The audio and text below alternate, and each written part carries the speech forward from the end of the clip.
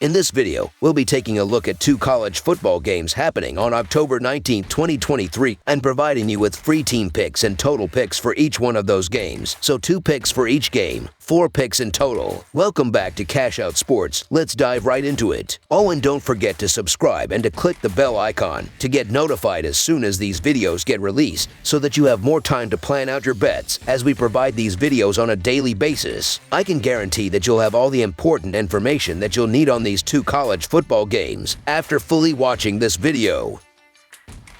One more thing before we start, if you would like to gain access to our best exclusive sports picks to take your journey to the next level, then check out our Patreon in the link down below where we offer our best single picks, parlay picks, and much more. Now let's get started.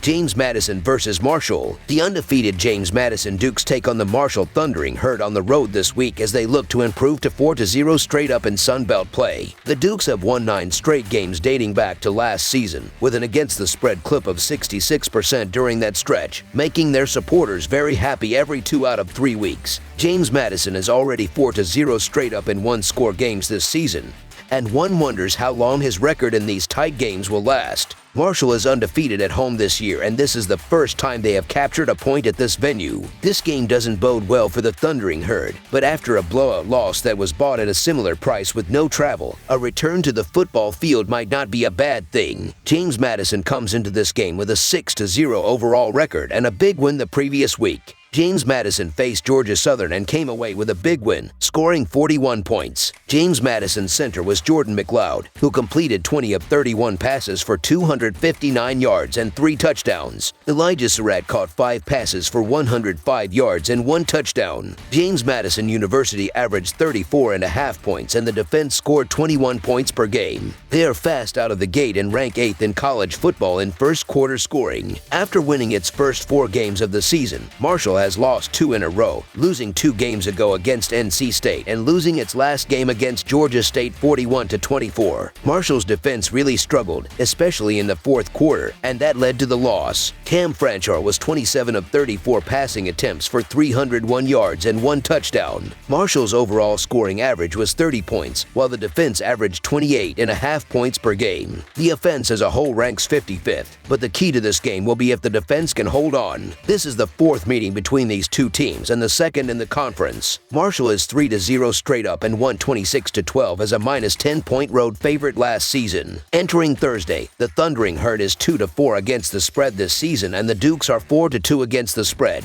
In last season's matchup, Fancher had just 159 yards and 2 interceptions, but Marshall pulled out the win, especially once the Dukes' defensive line started crushing his pocket. In this game last season, James Madison University led 12-0 in the first quarter and failed to score after that. McLeod did not play in that game last season, but he is getting more comfortable in this offense as the weeks go by. He has the ability to fend off pressure with his feet and has only been sacked 4 times in one game this season. James Madison University is 3-0 straight up and 2-1 against the spread on the road this season. The Marshall Thundering Herd played their best ball at home and will be up for this one, but we can't ignore their poor defense as they let NC State and Georgia State do whatever they want on offense. James Madison University is one of the most balanced teams in college football, with a top 30 scoring offense and the best rush defense in the country. James Madison is not a team I want to be ahead of, and this is one of the softest lines the Dukes will get this season. So the James Madison Dukes to win and cover the spread as favorites is our full game side pick.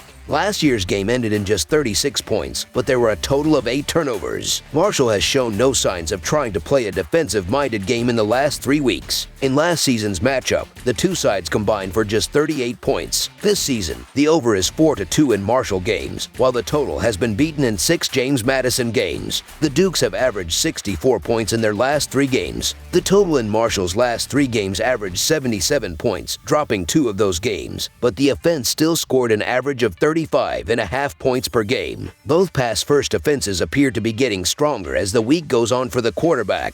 Marshall has a good pass defense, but McLeod can still torment opponents with his athleticism. James Madison has the worst pass defense in the Sun Belt, and Fancher should be able to take advantage of that. There are too many opportunities for either offense to explode in this matchup. Whether Marshall has great success through the air or JMU has great success on the ground, both will exploit weaknesses in their defenses. JMU's offense will have a little more success on third down, regardless of which side of the ball the military goes up against. Over the projected total is our full game total pick.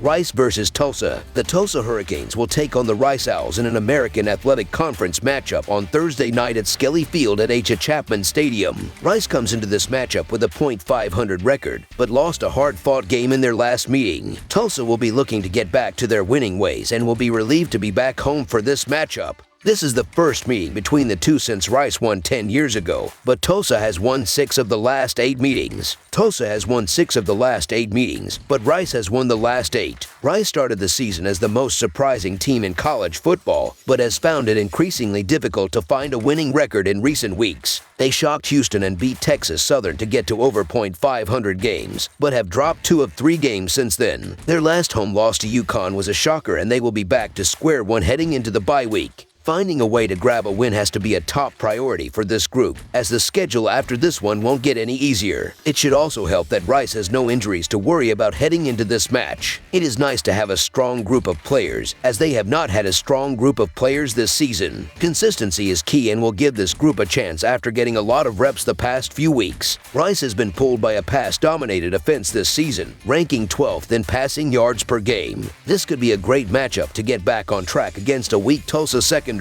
However, the running game has been sluggish and needs improvement to control the game, and JT Daniels is one of the most experienced quarterbacks in college football and has established a lethal connection with wide receiver Luke McCaffrey. Given that the defense ranks last in the American Athletic Conference in most categories, the pressure is only going to increase for the offense to find success. Tulsa barely lost its last matchup, snapping a 2-game winning streak. Other than losses to Oklahoma and Washington, 2 teams with playoff potential, the schedule has been pretty healthy. Other than the losses to Oklahoma and Washington, 2 teams with playoff potential, they are doing quite well against their schedule. The next 2 games are back-to-back road games against SMU and Tulane, and if they lose these games, they could lose their bowl eligibility. The home field advantage at Skelly Field hasn't been the best in recent years, but the Rice team is finding itself. Like their opponent this time around, Tulsa is relatively healthy, with only 1 player on the injured list. Marquis Shoulders is doubtful to play midweek and also missed the last game. As one of the team's best receivers and potentially its most explosive player, his status is definitely something fans will want to keep an eye on. It's not just the shoulder injury that is a concern, but also how the defense will hold up. The secondary is also one of the worst in the nation, but the total yards allowed is 104th in the country. Given the potential for injuries in the passing game, they may struggle to keep pace in this game. Cardell Williams will have to take care of the ball, defend possession, and allow the running game to control this one. If Tulsa can keep Rice off the field and wear down the defense in the trenches, they could go over 50%. Both Rice and Tulsa are coming off losses and are also coming off bye weeks. Odds makers have the home side slightly favored, with the Golden Hurricane listed at 3.5 points. The Rice senior signal caller finally seems to have found his home after bouncing around 3 schools. Daniels has 1,831 yards and has added 15 touchdowns. Tulsa quarterback Cardell Williams has 8 touchdowns and 7 interceptions. While the Owls have an experienced quarterback, he faces one of the worst secondaries in college football. That alone gives him a great chance to succeed in scoring against a Tulsa team that struggles to move the ball. Tulsa may also be without its top wide receiver, further increasing concerns that it will not be able to keep pace with the visiting team on Thursday night. Tulsa ranks 110th nationally in standard passing yards per game, but taking away their top downfield threat is a big reason for concern. The Owls are not necessarily a favorite, but they are built to exploit the weaknesses in Tulsa's defense. Rice has plenty of depth on offense, and a road win in this one is well within reach. All in all, it should be a pretty entertaining game, but I believe the value is on Rice in this one. Against 2 teams that are somewhat equal in terms of statistics, I am going to ride the experienced quarterback in JT Daniels. So the Rice Owls to cover the spread as underdogs is our full game side pick.